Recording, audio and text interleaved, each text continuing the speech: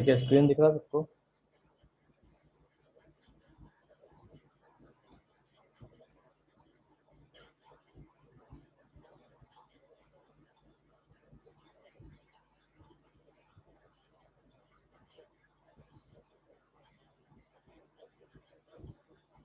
ठीक है, ठीक है। इसका टॉपिक है solubility of gas in a liquid. ठीक है, अभी देखो यहाँ पे जो भी हम पढ़ेंगे इस जगह पे, तो इसका कॉन्सेप्चुअल क्वेश्चन आता है, थ्योरेटिकल क्वेश्चन आता है, जिसमें जो मैंने कल आपको बताया था कि स्कूबा डाइवर्स के ऊपर या फिर सोडा बॉटल के ऊपर या फिर हिम माउंटेनियर लोगों के ऊपर। ठीक है, ये क्लियर कट ये 3 टाइप के क्वेश्चंस हैं। या फिर डिजॉल्व ऑक्सीजन जो समंदर में होता है, पानियों में होता है, ठीक है, उसके ऊपर ये क्वेश्चन आता है। तो आज का बेसिक टॉपिक हमारा इसी का है, solubility of gas in a liquid. कि सॉल्युबिलिटी कब बढ़ेगा गैस का किसी लिक्विड में, या सॉल्युबिलिटी कब घटेगा, ठीक है, उस चीज को हम देखेंगे। सबसे पहला, ठीक है, do you know that gases also dissolve in water और other liquids like solids dissolve in water और लिक्विड। ठीक है, अभी देखो, जैसे सॉलिड्स डिजॉल्व करते हैं वैसे ही हमारा गैसेज भी डिजॉल्व करता है। Do you know that most important gas, अभी एक क्वेश्चन है, which is most important gas, कौन बताएगा? पूरी दुनिया में सबसे इंपॉर्टेंट गैस कौन सा है आपके हिसाब से, कौन सा होना चाहिए?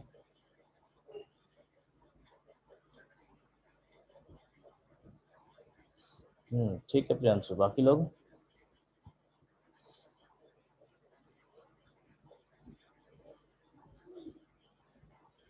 चलो, सबने ठीक जवाब दिया। सबने तो नहीं, 4-5 लोगों ने दिया है, 6 लोगों ने। ज्योत्सना, साक्षी, मुनमुन, मन्नू, राशि, राज, प्रियांशु, उसके बाद हिमांशु, पीयूष। चलो ठीक, the most important gas is oxygen. ठीक है, क्यों? क्योंकि हमको जिंदा रहने के लिए ये गैस का जरूरत है, बाकी गैसेस की जरूरत नहीं है। ठीक, तो लाइफ सबसे इंपॉर्टेंट है, उसके बाद बाकी चीजें आती है। तो do you know that most important gas that dissolves to a small extent at 5 to 6 ppm in water. ठीक है, अभी जैसे देखो, हमारे पास समंदर कितना बड़ा है, सबने देखा है, समंदर का कोई लिमिट नहीं है। ठीक है, सी, या सी की जगह हम कह लेते हैं ओशियन हैज नो लिमिट।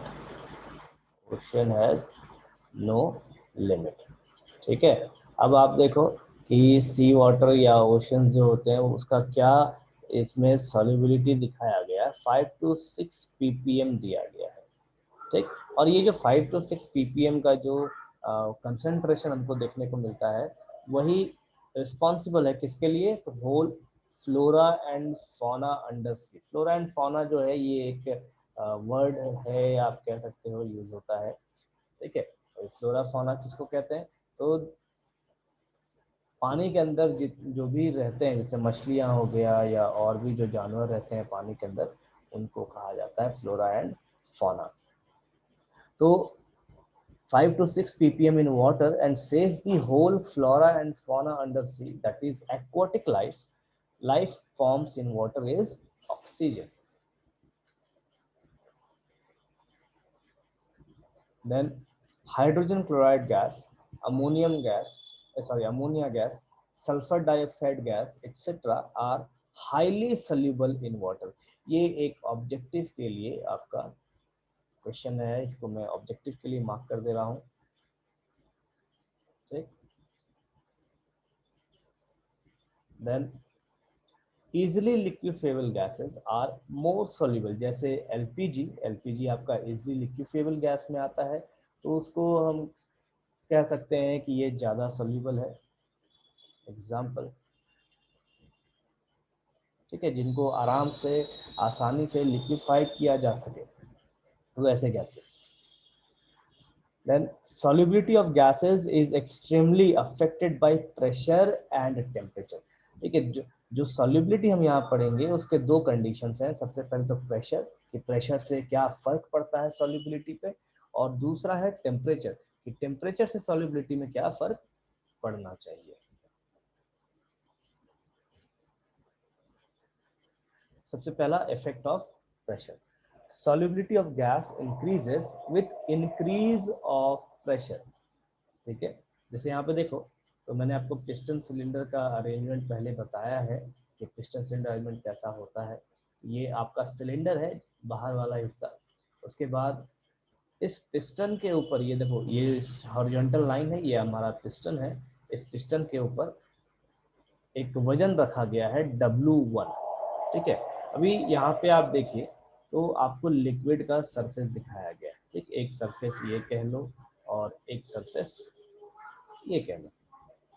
ठीक, यहाँ पे कुछ गैस के मॉलिक्यूल्स हैं और यहाँ पे भी कुछ गैस के मॉलिक्यूल्स हैं। ठीक, तो ये जो वेट पड़ा है, आप ये कह सकते हैं, तो वेट जब लगा तो कुछ मॉलिक्यूल्स यहाँ से इस लिक्विड में ट्रेवल किया। ठीक, और इसी में जब हम फिर से अगर वेट बढ़ाएंगे, मान लीजिए W1 हमने ऐड किया, उसके बाद अगर हम फिर W2 ऐड कर दें तो क्या होगा कि कुछ और मॉलिक्यूल्स जो है वो यहाँ ट्रैवल करेंगे। सपोज कीजिए फिर हमने इसका वेट बढ़ा दिया, मान लीजिए इसको हम W2 से W3 कर दें। ठीक, तो क्या होगा, फिर से कुछ मॉलिक्यूल्स होगा जो इस यहाँ से लिक्विड में ट्रैवल करेगा। ठीक है, तो जैसे जैसे मेरा प्रेशर इंक्रीज करेगा, ठीक है, प्रेशर इंक्रीज करेगा, वैसे वैसे मेरा सॉल्युबिलिटी भी इंक्रीज करना चाहिए। ठीक है, प्रेशर इंक्रीज करेगा तो सॉल्युबिलिटी इंक्रीज करेगा। तो हम कह सकते हैं pressure is directly proportional to solubility.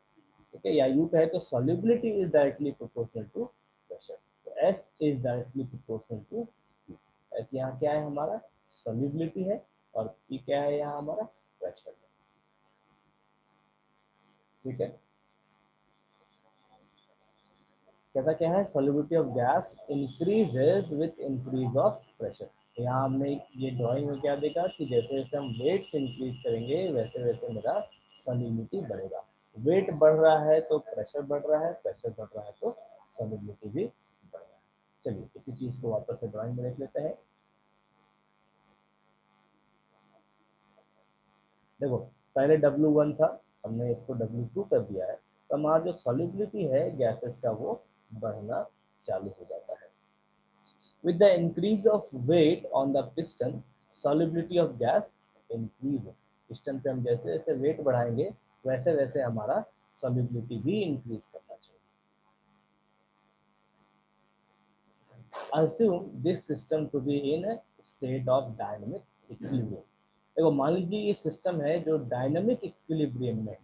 ठीक है, that is under the conditions such as pressure and temperature.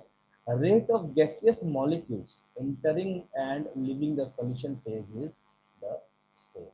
ठीक है, अभी कहता क्या है, डायनामिक इक्विलिब्रियम में मॉलिक्यूल जो इस आपके लिक्विड में एंटर कर रहे हैं और वैसे मॉलिक्यूल जो लिक्विड से बाहर निकल रहे हैं, दोनों सेम होने चाहिए। अब देखो, लिक्विड में एंटर करना और लिक्विड से बाहर करने का क्या फंडा है, उसको हम धीरे धीरे इसी में आगे देखेंगे।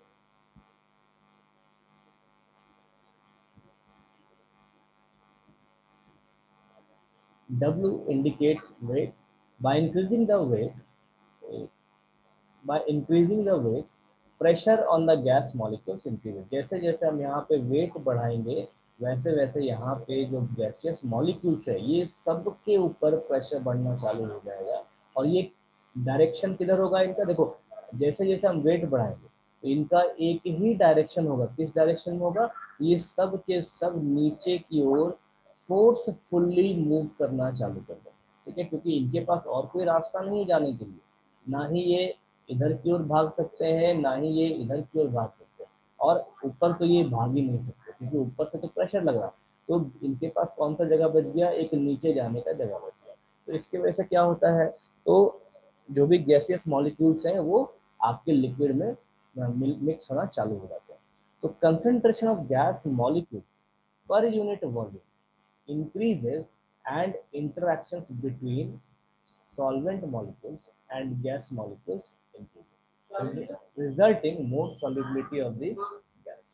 ठीक है, जैसे जैसे हमारा यहाँ पे प्रेशर बढ़ रहा है तो होता क्या है कि जो गैसियस मॉलिक्यूल, गैस के मॉलिक्यूल्स को हम क्या कह लेते हैं, सोल्यूट, और जो लिक्विड है उसको हम क्या कह लेंगे, सॉल्वेंट। ठीक है, तो जैसे जैसे प्रेशर बढ़ेगा वैसे वैसे इन दोनों के बीच में अट्रैक्शन बढ़ना चालू हो जाएगा, हम कह सकते हैं फोर्स अट्रैक्शन बढ़ना चालू हो गया। ठीक है, तो फोर्स अट्रैक्शन बढ़ेगा तो इसके वजह से क्या है, हमारा हमारा सॉल्युबिलिटी बढ़ेगा। ठीक है, ये एक एग्जांपल है इसके लिए। देन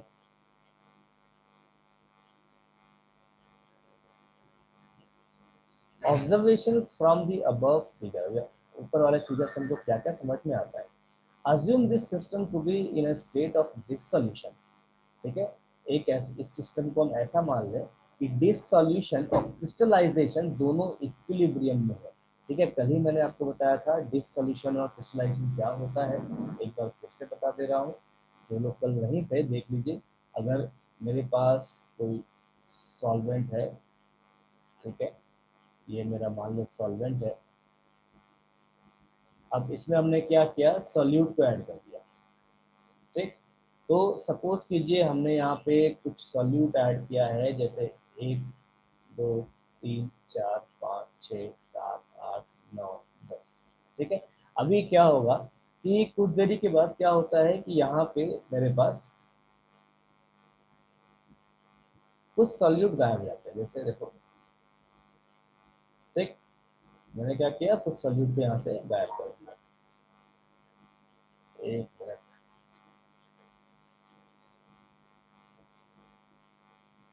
ठीक है, सोल्यूट गायब हो गया तो हम यहाँ पे क्या कहेंगे कि जो सोल्यूट गायब हुआ है ये हो जाएगा डिसोल्यूशन। ठीक है, घुलने की प्रक्रिया को डिसोल्यूशन कहा गया है, और जो सोल्यूट यहाँ पे रह गया इसको हम कहेंगे क्रिस्टलाइजेशन। ठीक है, एज ए सॉलिड ये बाहर हो जाएगा। ठीक है, इसको हम एज ए सॉलिड रिमूव कर सकते हैं। तो डायनामिक इक्विलिब्रियम यहाँ पे क्या कंसिडर किया जाता है कि अज्यूम करते हैं इस सिस्टम में कि ये स्टेट ऑफ डिसोल्यूशन और क्रिस्टलाइजेशन इक्विलिब्रियम में है। ठीक है, मतलब जितना डिसोल्यूट हो रहा है उतना ही क्रिस्टलाइजेशन का भी फॉर्मेशन देखने को मिल रहा है।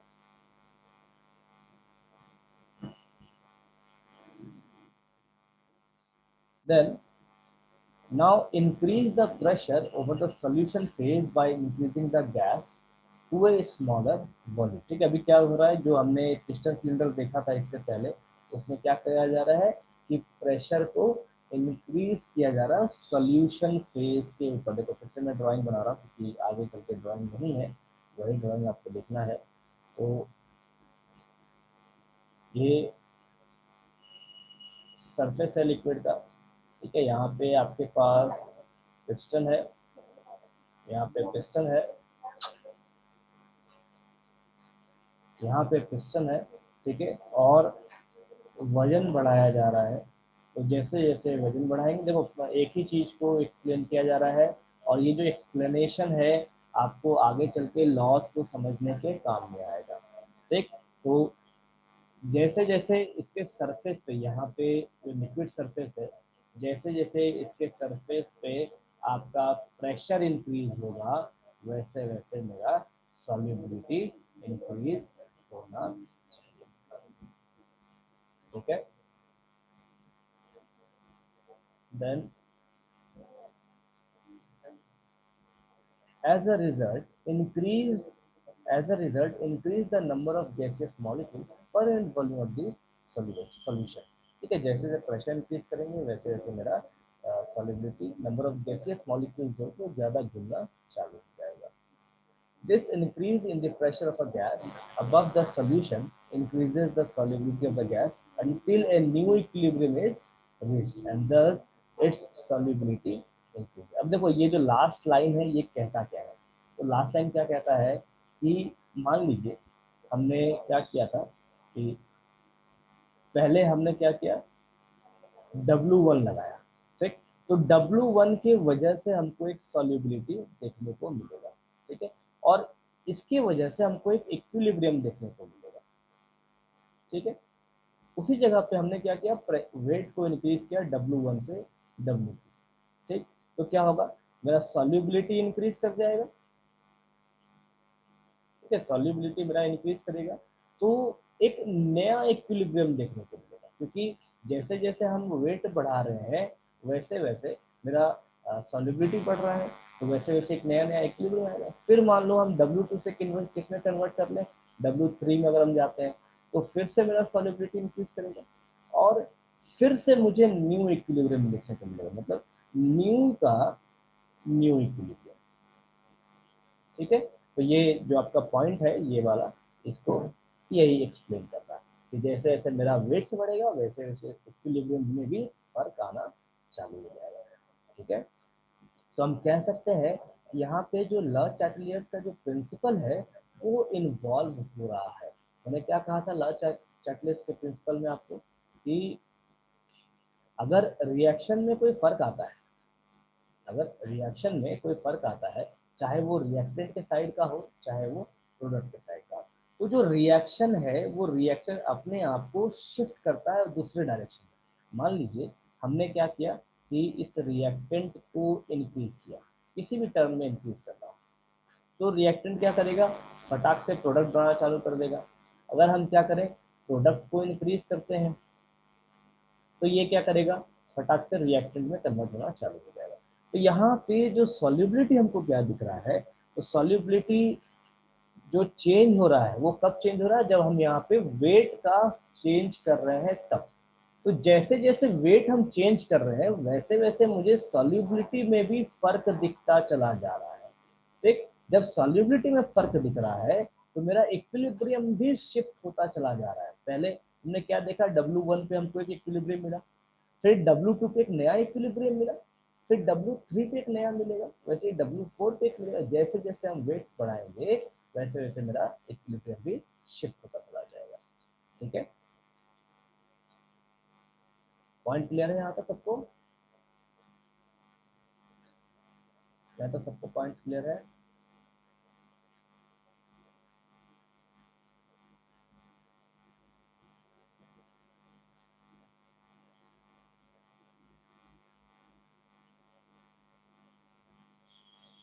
ठीक है,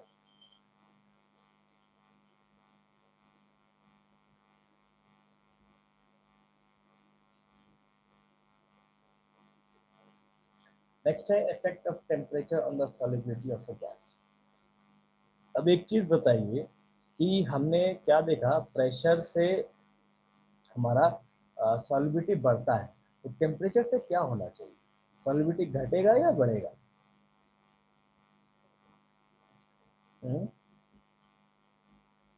टेम्परेचर से हमारा सॉलिबिलिटी बढ़ना चाहिए या घटना चाहिए? कुणाल ने कहा बढ़ेगा, प्रियांशु बढ़ेगा, बाकी लोग, मुनमुन डिक्रीज करेगा, Piyush decrease, then Shahnawaz increase, Anshu decrease, then Mohit decrease, Chandan increase, Rahul increase, Vipul decrease, Jaya decrease, Manu घटेगा, Himanshu increase, then Sakshi same रहेगा, देन विशाल इंक्रीज करेगा, और फिर बचा प्रियंका इंक्रीज करेगा, और फिर बचा क्या,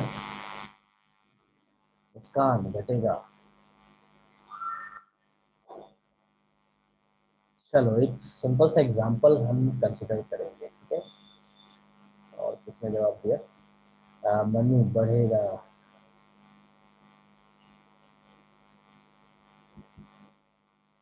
देखो एक सिंपल सा मैं आपको एग्जांपल दिखा रहा हूँ, आप सबने देखा है इस चीज को। ये मेरा घर में एक मेरा ये हमने बर्तन ले लिया, ठीक है।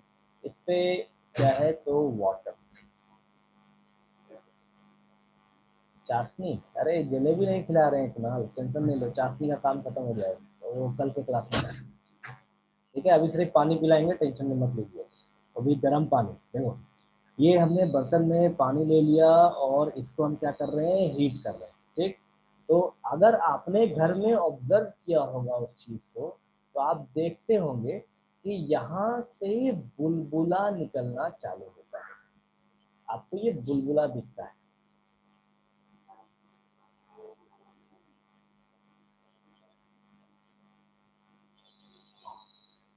ठीक है, तो मेरे ख्याल से आपको आंसर अब मिलना चालू हो गया होगा।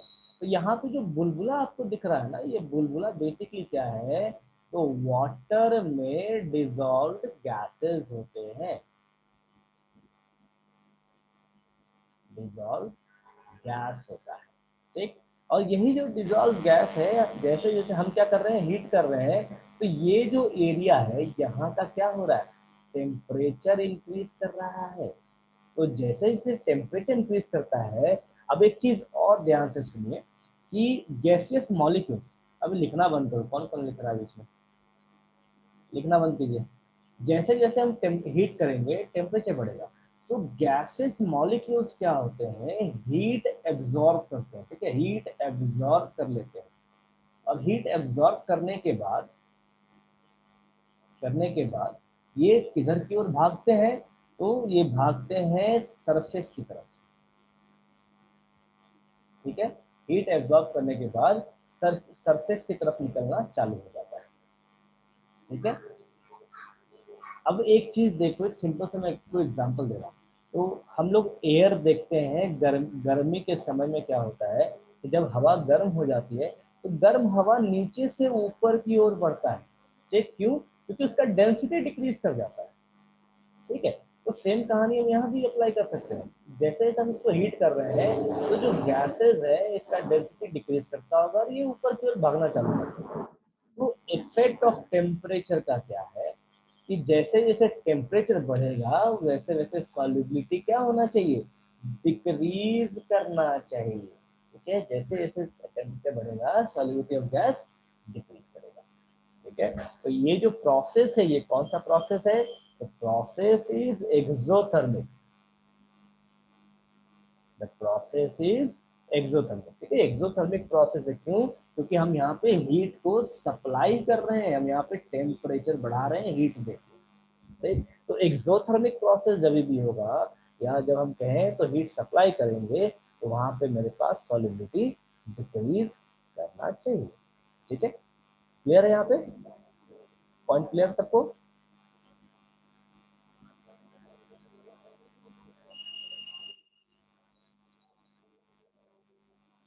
पॉइंट क्लियर है, तो हम लोग चलिए इसी चीज को, सभी पॉइंट्स को देखते हैं बारी बारी से।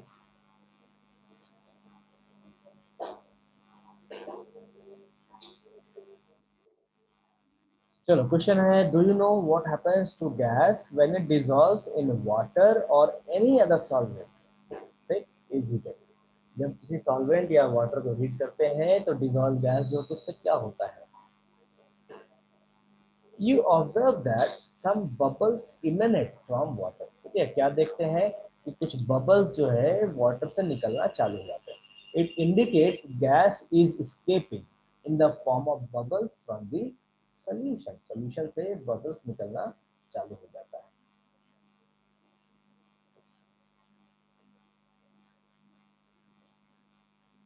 हाँ, सरफेस की ओर जाके स्टिक होते हैं, और उसके बाद अगर आपने और हीट सप्लाई किया, तो वो वहां से बबल्स निकल के बाहर चले जाते हैं।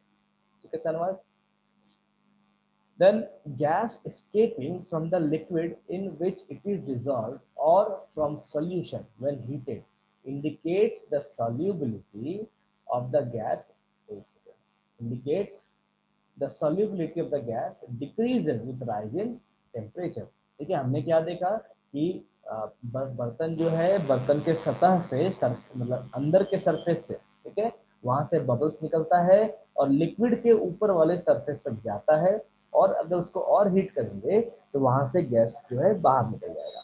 तो ये हमको बतलाता है कि जैसे जैसे हम टेम्परेचर बढ़ाएंगे, वैसे वैसे मेरा जो सॉल्युबिलिटी है वो भी डिक्रीज करना चालू कर देगा। Higher temperature drives gases out of the solution, मतलब जैसे जैसे टेम्परेचर बढ़ाएंगे, वैसे वैसे सॉल्यूशन से गैस निकलना चालू हो जाएगा। Carbonated soft drinks are more bubbly if stored in the refrigerator. ठीक है, अगर किसी सॉफ्ट ड्रिंक को हम फ्रिज में रख रहे हैं, तो उसमें बबल्स ज्यादा क्रिएट होते हैं। ठीक, क्योंकि जैसे जैसे टेम्परेचर घटेगा वैसे वैसे बबल्स और नीचे बैठते चले जाएंगे, गैसेस और डिजॉल्व होते चले जाएंगे। इसीलिए आपने देखा होगा कि जितने भी कोल्ड ड्रिंक्स हैं, जितने भी सोडा बॉटल्स वगैरह है या ठंडा पानी है, ये सबको फ्रिज में रखा जाता है। ठीक, रखने का रीजन यही है, जो गैसेस है वो परफेक्टली डिजॉल्व हो जाए और आप हमको फायदा पहुंचा सके। Warm lakes have less O2 dissolved in them than cool lakes। ठीक है, जो गर्म पानी होता है, जो जहाँ नदी है या छोटे छोटे झील जैसे है जहाँ पे ज़्यादा गर्मी होता है, वहाँ पे ऑक्सीजन उसमें कम डिजॉल्व होता है। तो किसके कंपैरिजन में, तो ठंडे लेक्स के comparison. In the graph, least soluble gas is helium and most soluble gas is methane। तो अभी मैं आपको ग्राफ दिखाने वाला हूँ जिसमें हम सॉल्युबिलिटी को चेक करेंगे। देखिए यहाँ पे क्या है कि आपको एक ग्राफ दिया गया है, ग्राफ में कंपैरिजन है, कंपैरिजन किसका किसका है। तो सबसे पहले हमारे पास यहाँ पे मीथेन है, देन ऑक्सीजन, कार्बन मोनोऑक्साइड और हीलियम का केस है। देखो इस जगह पे यहाँ पे वाई एक्सिस में सॉल्युबिलिटी है और एक्स एक्सिस में मेरा टेम्परेचर है। तो ये हमारा जो पॉइंट होगा ये हमारा मैक्सिमम सॉल्युबिलिटी का पॉइंट है, ये हमारा मिनिमम सॉल्युबिलिटी का पॉइंट है। ठीक है, तो जैसे जैसे हम टेम्परेचर को इंक्रीज करते हैं, अभी मान लीजिए टेम्परेचर 0 डिग्री सेल्सियस यहाँ पे, तो 0 से हम कहाँ पे जा रहे हैं, 10 डिग्री सेल्सियस पे। तो जब 0 डिग्री सेल्सियस है तो हम कह सकते हैं, 0 तो नहीं, 0 पे तो कुछ भी नहीं है यहाँ पे, तो 0 से आप चले आओ, मान लो ये 4 डिग्री सेल्सियस, 4 डिग्री सेल्सियस से मीथेन का जो सॉल्युबिलिटी है वो इस जगह पे। जैसे जैसे ये डिक्रीज होगा, जैसे सॉरी जैसे जैसे टेम्परेचर इंक्रीज करेगा वैसे वैसे इसका सॉल्युबिलिटी जो है ये डिक्रीज करना चालू कर देगा। ठीक है, डिक्रीजेस सॉल्युबिलिटी। ठीक, उसी तरीके से ऑक्सीजन का देखिए, ऑक्सीजन जो है मैक्सिमम सॉल्युबिलिटी यहाँ पे दिखा रहा है। एक सेकंड इसका कलर चेंज कर लेता हूँ। ठीक है, मैक्सिमम सॉल्युबिलिटी ऑक्सीजन का यहाँ है, जैसे जैसे टेम्परेचर बढ़ेगा वैसे वैसे सॉल्युबिलिटी डिक्रीज करता जाएगा। सीओ के साथ भी सेम फंडा है। हीलियम के साथ कोई खास फर्क नहीं पड़ता। ठीक, हीलियम जो है काफी स्टेबल गैस है, नोबल गैस है। हीलियम के साथ कुछ खास फर्क नहीं पड़ता। क्यों? क्योंकि ये नोबल गैस है। ठीक, तो ये ज्यादातर बॉन्डिंग करना पसंद नहीं करता, इसीलिए इसके सॉल्युबिलिटी में कोई खास फर्क नहीं पड़ा। आप देखो इसके ग्राफ को देखो, तो ये जो लाइन है ये ऑलमोस्ट स्ट्रेट है, ऑलमोस्ट स्ट्रेट। ठीक, टेम्परेचर बढ़ाते जा रहे हैं फिर भी इसका जो ग्राफ है स्ट्रेट है। तो हम एक सीधा सा भाषा में कह सकते हैं कि यहाँ जो सॉल्यूट है, सॉल्यूट हमने क्या लिया है, तो सॉल्यूट है हमारा हीलियम। ठीक, ये सॉल्वेंट के साथ बॉन्डिंग नहीं करता। सॉल्वेंट कुछ भी हो, तो जो बॉन्डिंग है वो बॉन्डिंग बहुत कम देखने को मिलता है या ना के बराबर देखने को मिलता है। ठीक है, ये आपका ग्राफ है, इस पॉइंट्स को जस्टिफाई करने। कोई ऐसा गैस जिसका टेम्परेचर इंक्रीज करने पर सॉलिडिटी भी इंक्रीज कर जाए, और क्या ये संभव है? नहीं, ऐसा नहीं है। ठीक है, संभव है, हर चीज संभव है दुनिया में क्योंकि केमिस्ट्री है, लेकिन फिलहाल ये संभव इस टाइप से नहीं। क्योंकि जैसे जैसे देखो, हीट करने का मतलब क्या है कि जो गैसियस मॉलिक्यूल्स हैं वो एनर्जी लेना चालू कर देंगे। ठीक, और एनर्जी लेने के बाद क्या होगा, ये देखो हमने एक सेकंड,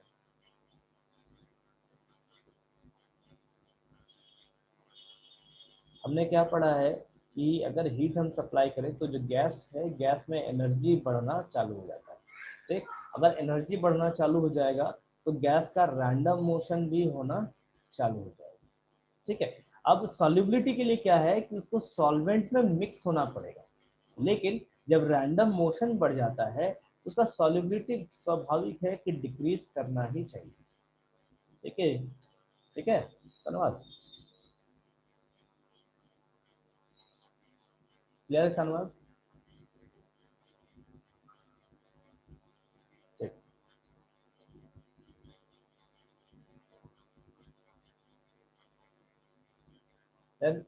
एक important note, when a gas is dissolved in liquid, heat is evolved during this process. ठीक है, जब गैस को डिजोल्व करते हैं लिक्विड में तो हीट निकलता है जिसको हम कहते हैं exothermic process. The solution process follows dynamic equilibrium, that is Le Chatelier's principle. In exothermic process, the solubility should decrease with increase in temperature. ठीक है, solubility जो है जैसे जैसे हम टेम्परेचर बढ़ाएंगे ये डिक्रीज करना चाहिए. क्योंकि केमिस्ट्री है तो एक्सेप्शंस भी होंगे. ठीक है, देखो ये जो अभी मैंने आपको जो भी चीज बताया है, जो अभी टॉपिक चला है, इसके ऊपर आपको कोई क्वेश्चन नहीं आने वाला. ठीक है, ये सिर्फ समझने के लिए था कि जो गैसेस है वो डिसॉल्व करने की कंडीशंस क्या है. क्यों? क्योंकि जब न्यूमेरिकल पूछा जाएगा तो न्यूमेरिकल में प्रिंसिपल यही लागू होता है लेकिन पूछने का तरीका अलग होता है. ठीक है, ये जो टॉपिक है ये बेसिकली न्यूमेरिकल्स को समझने के काम में रहेगा. Then Henry's law.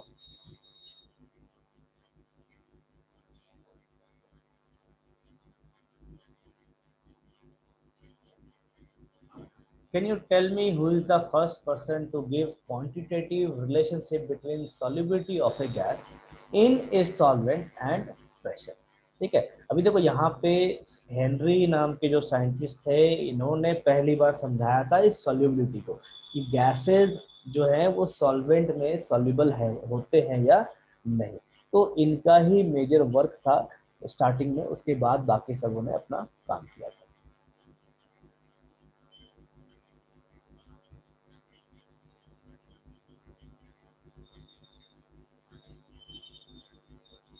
ठीक है, आज क्लास यहीं तक रखता हूँ. हेनरीज लॉ थोड़ा टाइम टेकिंग है तो इसे मैं कल डिस्कस करूँगा. और